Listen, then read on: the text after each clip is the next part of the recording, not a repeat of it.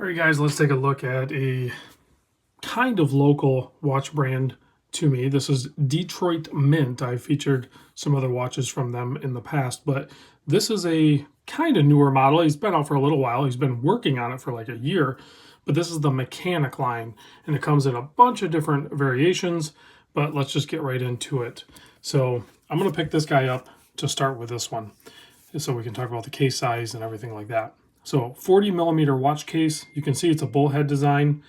There are some standard chronograph ones as well instead of the bullhead, but we're gonna show them all.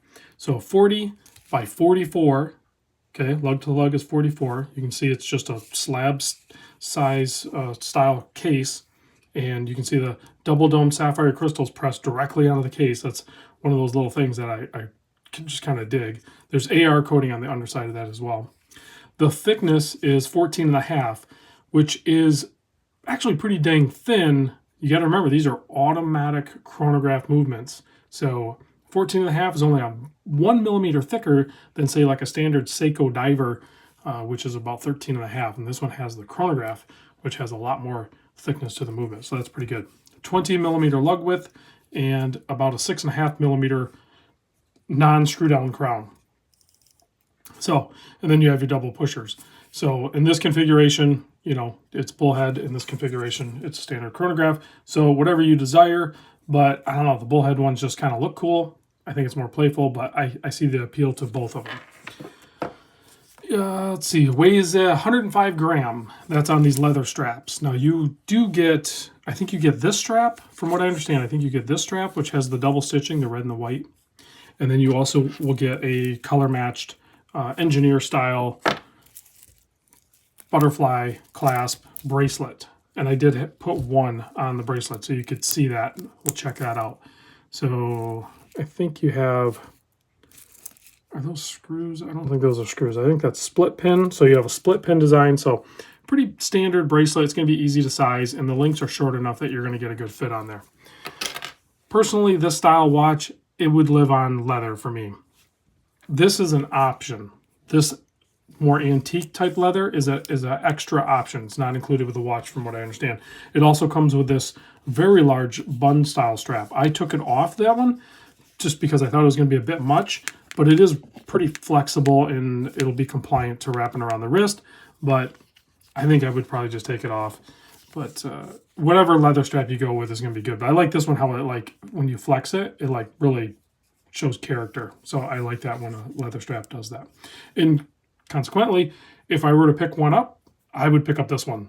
The gold dial with the gold case and the pop of red on there just looks so good to me. That's just my opinion. Everyone's going to have their own preference, because you could go silver case with a silver dial with a pop of red, looks awesome. You can go silver case with the black dial, is more timeless and classic, I'm sure. You can go panda style, so you have the white subdials with the black dial. I mean, he covered pretty much everything that you could possibly want. Maybe you want, that one looks really good too, the black dial with the silver subdials. I think that one pops really good too with the red. And then of course, I mean, straight up panda, right? White with the black, that's timeless and classic as well. So there's really not a bad looking one here, honestly. The movement inside is essentially like a 7750 clone, because Dave, the owner of Detroit Mint, reached out to a bunch of different watch movement places to source the movements, and this is the one that he found would work the best, and they would work with him.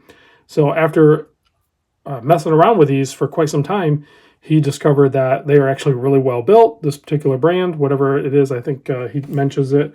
I'll put it in the description down below. I think it's Sanjay Watch Factory or something like that. But he's getting like plus minus 10 seconds, I think, out of a lot of these movements. And he backs it up.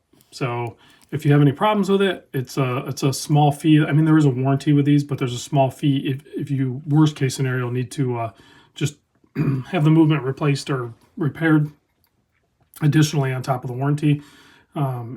He takes care of it. So Dave's a pretty chill guy. He's doing a good job with the brand, I think. Price point on these, you're looking at, depending on the configuration, somewhere between $475 and $490, so you're still under the $500 price point, and you're getting a very unique watch. Certainly, if you're, local to the Detroit area, this is definitely something that is probably interesting to you, and it is interesting to me, even though I'm not that close to Detroit, but I go there often. So pretty fun design, as you can see. And let's try on some other ones. We'll try the metal one, the metal bracelet. I didn't size it, so I just tossed it on real quick. So you can see there on the metal, actually wears pretty good, balances out nice. I just feel like this style of watch needs to be on one of these leather straps. Let's try the Panda one with the standard leather strap. There we go, and it's a standard chronograph. You can see that AR coating really pops in there. I mean, these studio lights are really bright, so it's, that the AR coating is really going to kick in on these. So that's why it does that deflection. But easy to read. This one has a date on it as well. I don't think any of the, I guess, so when you go with the standard configuration, it looks like you get a date. If you go bullhead, you don't get a date. Probably would be, they couldn't lay it out that way or something. And if you get the chronograph going, it's very mechanical feeling. Actually, this is called the Mecanic, is the model of the watch. I really like the way these ones look, but I would have to, like I said, I'd have to go with the bullhead on the gold on gold.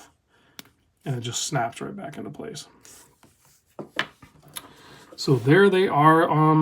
Let me bring up the one that I like the most, and let's zoom in and take a closer look, because I get to pick, right? If you guys got to pick, which one would you pick? But this is the one I picked. So you can see you have a little bit of graining to that dial. Of course, you're going to have lume there. I'll do a lume shot. You have a running seconds. You have your chronograph going. And then you have your minute counter there. So, and then the hour and minute on the main dial. And then the Detroit Mint, and then the Mecanic printed in red. And then it's a 100-meter water resist watch. Here's a look at the case finishing, fully brushed. I love how that, like I said, the crystal's pressed directly onto the case. It's very trick. And there's a look at the movement. And you can see it's actually kind of has a little bit of decoration there. It's custom rotor, obviously. And then you have the perlage work on one of the plates down below. So pretty fun. I don't know if there's, I think it's just oil from my wrist. So there it is. All right, let's kill the lights and check the lume. No charge on this, so I think it's probably going to be C1. It's plenty bright enough. I don't know if that's C3 or not. I'll have to ask Dave, and I'll put it in the comments. It's pretty bright. That looks pretty good. And a nice, thin, clear, strong application, so you get to see it. No problem. All right, guys, thanks for watching. If you have any questions, let me know. I'll try to answer it, or I'll make sure Dave gets the link to the video, and he might even be able to chime in for any questions. And then check out the link down below in the description, and check out, he's got a bunch of other watches and other things that he sells too. So it also comes with a spring bar tool. So I forgot to mention that. All right, thanks for watching, guys. I'll see you on the next vid.